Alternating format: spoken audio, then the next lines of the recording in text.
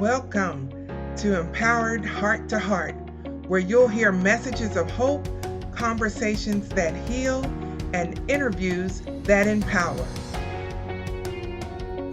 Well, hey, this is Rhonda Simmons, and I am the founder and CEO of the Simmons Empowerment Foundation, as well as Rhonda L. Simmons, LLC.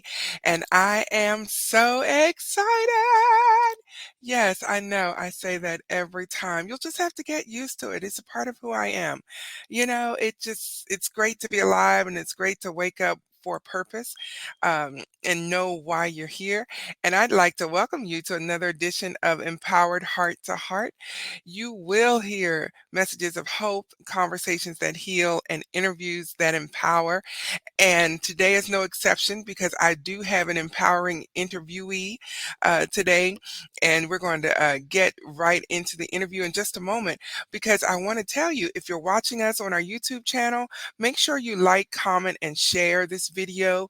Also subscribe so that you can be notified every single time a new video is posted. I have been working hard interviewing guests and really ramping it up for 2024. My word for this year is launch. And so we are launching out into the deep, so to speak, and we are just interviewing great people from all over the globe. And so you don't want to miss anything. If you need to reach out to us, make sure you do that on all of our social media platforms: Facebook, LinkedIn, Instagram, and Twitter. And our handle is TSEFIORG.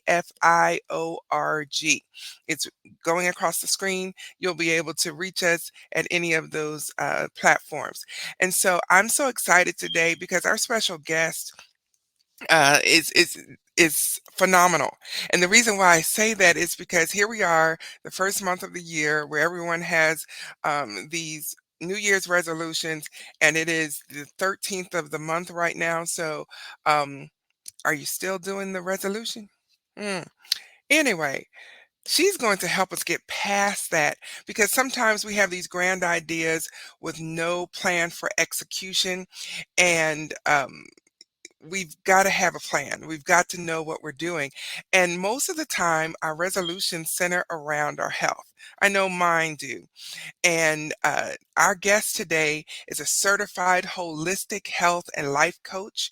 I'm excited because she helps teen girls and women find freedom from their struggles with food and dieting, and she empowers them to overcome emotional eating and self-image issues. I'm telling you, our guest today is the person you want to talk to.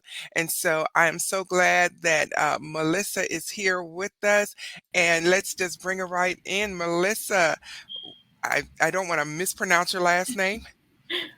Rohlfs rhymes with golfs. Rohlfs. Okay, got it. You're good. Melissa. Okay, I'm so glad you're here. Welcome to our show. I am anxious to talk to you today. How are you doing? I'm great. Thank you. I'm so excited to be here. So thank you for having me, Rhonda. Oh, you're welcome. You're welcome. So, Melissa, the coaching field, as you know, is so wide and it's ever growing, and you can coach on any topic your heart desires. Why did you choose the particular niche that you did?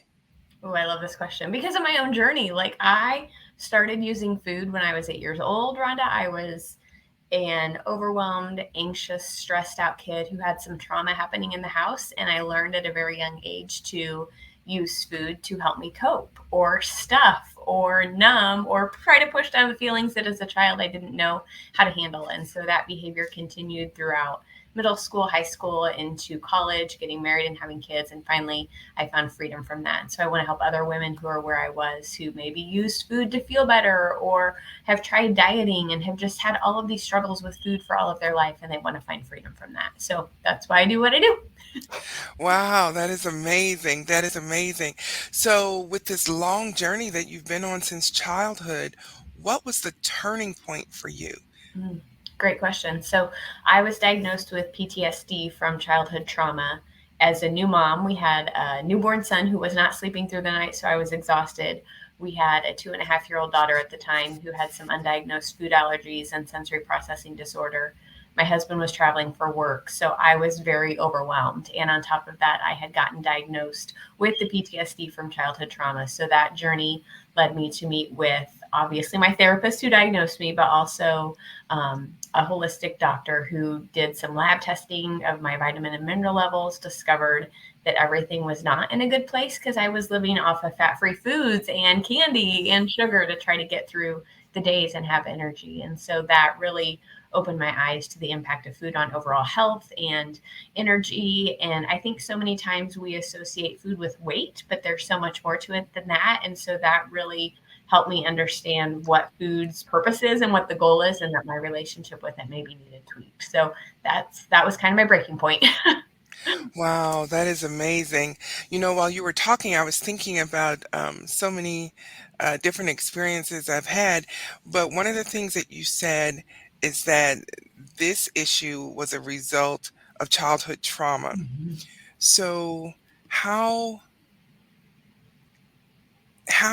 impactful, and I don't even think that's the right word, but how impactful is trauma on your lives in other areas that don't seem to be related?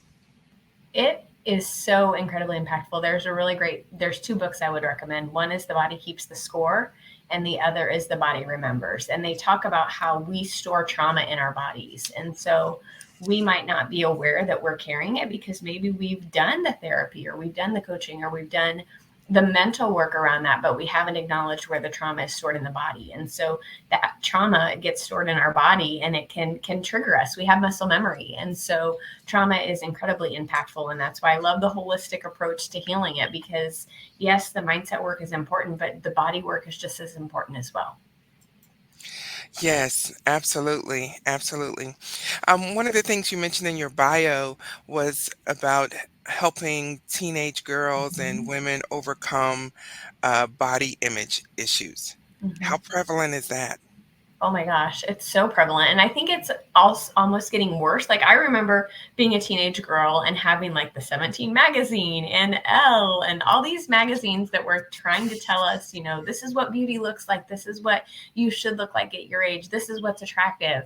And now we've gotten away from the magazines and we're into social media. So we've got Instagram and TikTok and Facebook and all of these places feeding us with this messaging unconsciously of what we should look like and what we need to look like and what beauty is. And I just think it's so prevalent, and I don't know that it's worse today, but I do think the social media is exacerbating it.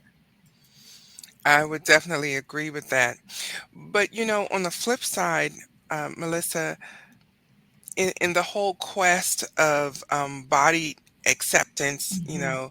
I'm not a size 2 Yes. or a size 6. Mhm. Um, and so, in that whole quest to accept ourselves for who we are, do you think that that mentality sometimes goes too far because we're not taking care of our health? I don't know. I think it's such a good question because I feel like diet society is so damaging and it tells us all of these things. And I think what is hard for me with that, Rhonda, is that I think and believe that we have everything we need inside of us. We are made a certain way. We are made a certain size. If you are a Christian, the verse that you were knit together in your mother's womb, like that, there is some validity to that. And so I think that we were born a certain way. We have a certain destiny. And I think that we maybe get unaligned from that because we are listening to diet culture and we don't know how to listen to our bodies. We don't know how to listen to what we need. We don't know how to nourish ourselves. We're getting all these messages saying low fat, high fat, keto, low carb, no carb. And it's all of this messaging that just causes confusion. And so we don't know how to listen to ourselves and we don't know how to care for ourselves. And so I think the emphasis is more on weight than it is on health. And I think that's where it gets a little bit risky, is that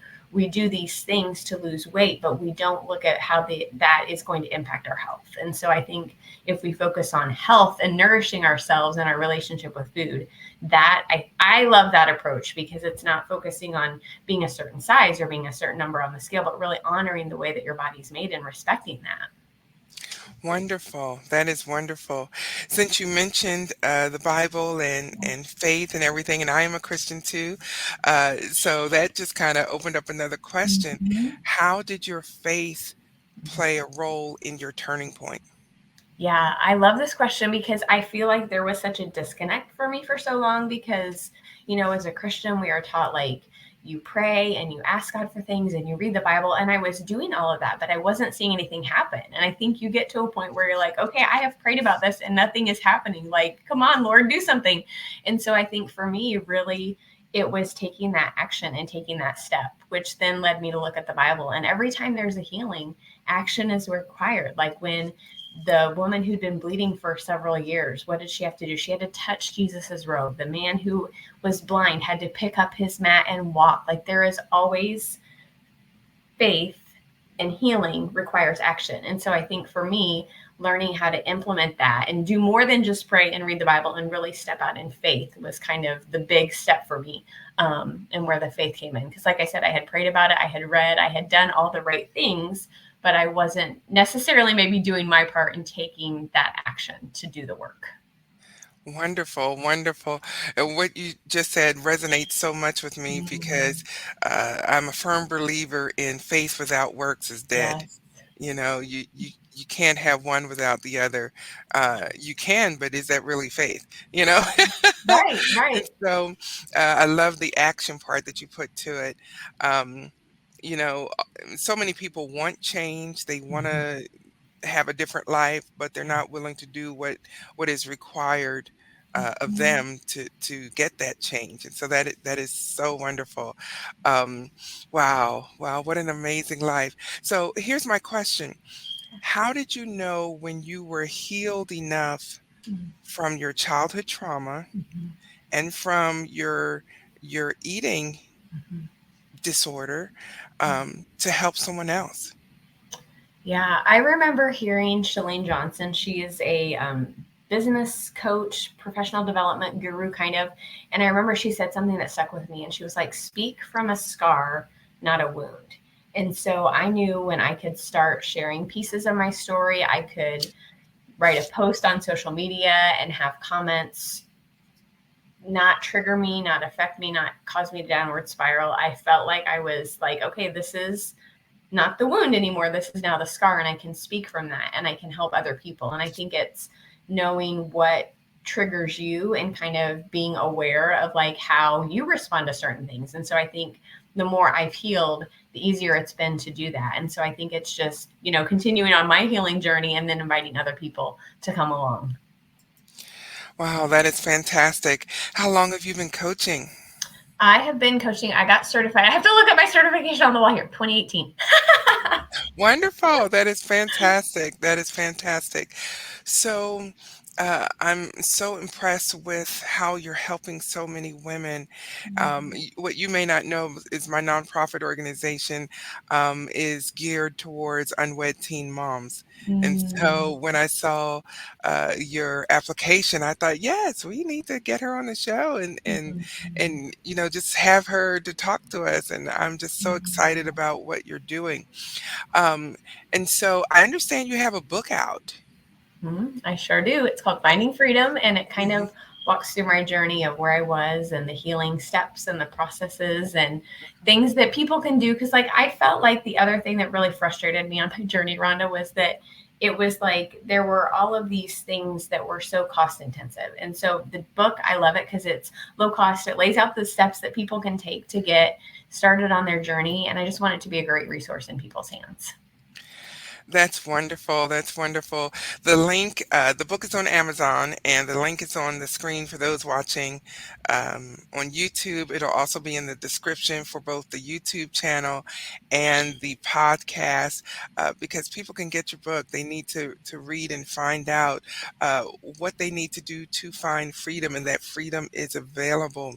Mhm. Um, how limiting was it for you, Melissa, to break the cycle of this is what I've always done? It was hard. I mean, and I think it's really interesting now having teenage kids of my own. Like I'm constantly like, okay, am I doing this because this is what I know and what I came from, or is this how I want to do it? And so I think, as children, all we know is what we know and what we came from. And so I think it's so easy for us to think that's how everybody does it. And then we get older and we make friends and we start to talk about things and we're like, oh, your family doesn't do it like that. Okay, well, this is how my family does it. And then I think as we grow and evolve and change, we kind of get to choose what we feel is best for us and what God is asking us to do. And so I think it's just really kind of acknowledging like, okay, this is what I came from. Doesn't mean I have to continue or stay in that, nor do I want to, nor do I want that for my family. But it's hard because that's all you know. That's like everything you know as a whole person growing up. So it was not exactly easy. No doubt, no doubt about that. So I have just a few more questions. Yeah. So knowing what you know now, what would you tell the 8-year-old you? Gosh, that I have never been asked that before. Let me think on that because I have to go back to being that 8-year-old girl in my room. I think I would tell her, this is what I think I would tell her. I would tell her that whatever you are feeling is okay. It's not right or wrong. Feel all of the feelings, get them out. And if you're hungry, eat something, but don't just eat to like try to make yourself feel better because it doesn't really work. And you are doing the best that you can with what you have, but there is another way that will serve you better in the long run. Absolutely, absolutely. And now that you're at this place that you are today, what would you tell your future self, maybe 5 or 10 years down the road? Gosh. You were asking some really good questions. You're a really great interviewee. Thank you. Gosh, I think I would say kudos to you for using your story to make a difference. You know, I think so many times people have this journey or they have this transformation or they have this amazing thing happen to them and then they get stuck in fear or shame or they're worried what people will think and so they don't share it. And you're kind of depriving the world of your greatness when you do that. So I guess I would tell myself, good job for being bold and resilient and continuing to go forward, even though everybody didn't like you and maybe said some not nice things and you lost some friends along the way, but good job for making your message and helping other people.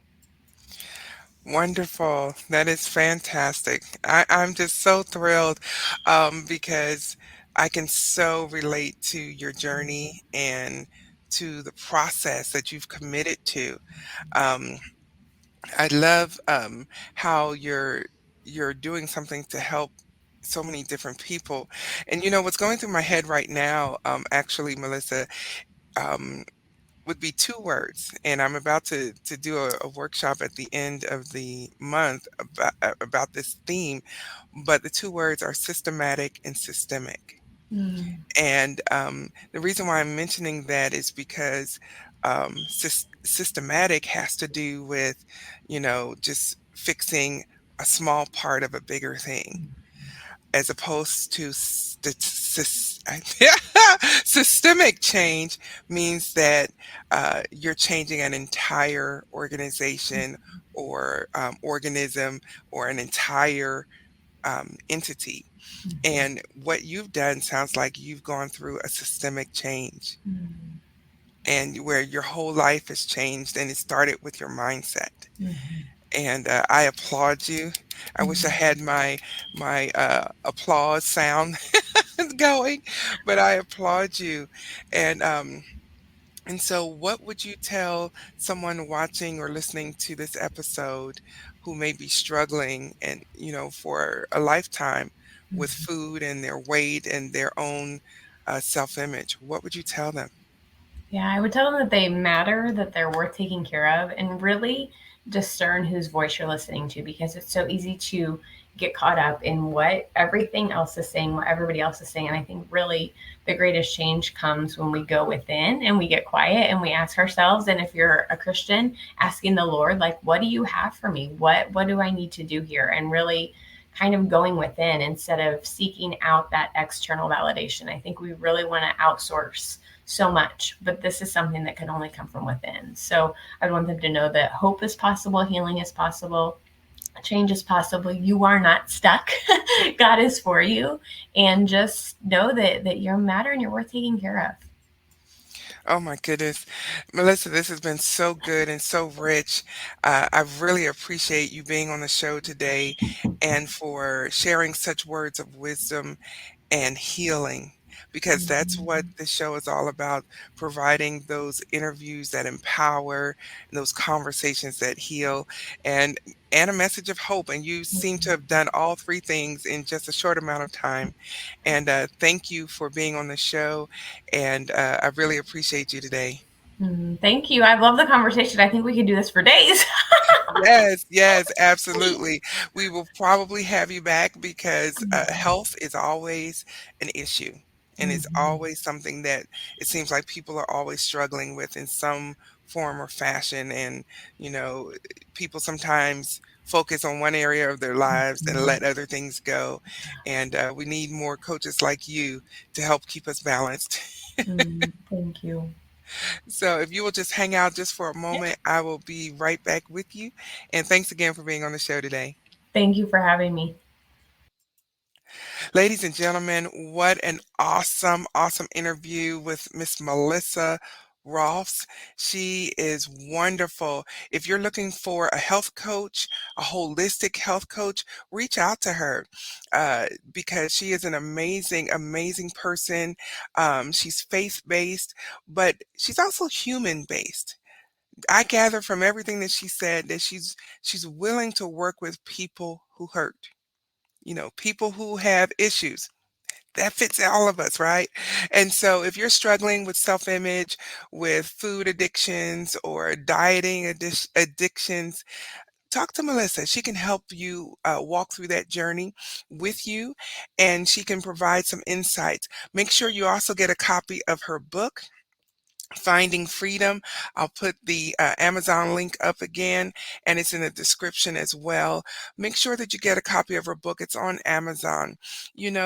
As they say, leaders are readers. So you want to read, you want to get this book, whether it's paperback or audio, get the book and get the knowledge and the help that you need so that you can stop struggling with dieting and self image because there's help and hope for you today. And so until the next time, be blessed, be encouraged, but most of all, be empowered. And I'll see you on the next edition of Empowered Heart to Heart.